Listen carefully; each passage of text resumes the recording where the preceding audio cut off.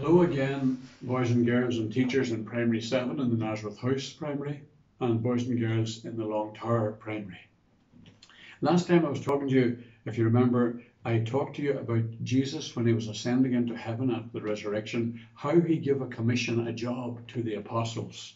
It was, go, teach the gospel to all nations, baptizing them in the name of the Father, Son and Holy Spirit. Be my witnesses to the ends of the earth. And if you remember, you read that up in the Bible, in the Gospels, and in the Acts of the Apostles, where they were given that commission, that vocation, that job.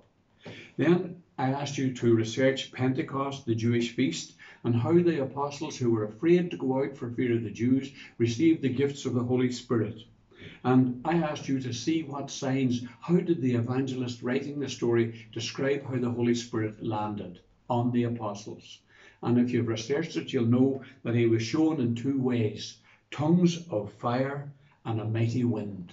Strangely enough, the word in the Hebrew language for the Spirit of God, Ruach, Yahweh, also means the breath of God. And the breath of God, I will ask you, and I'll talk to you another day about Jesus giving the gift of the Holy Spirit to the apostles, and it says that he breathed on them. It doesn't say that there were tongues of fire or a mighty wind, but the Holy Spirit is the breath of God. And the evangelist described it as a great wind because God's breath breathing on you is the mightiest wind, the mightiest spirit of them all. And when the people, if you heard the story of Pentecost, boys and girls, the apostles were filled with the gifts of courage and bravery and peace, and they went out and preached the story of Jesus.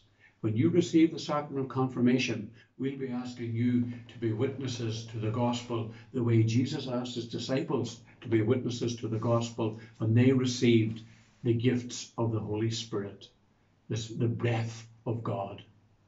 We'll talk to you again next week.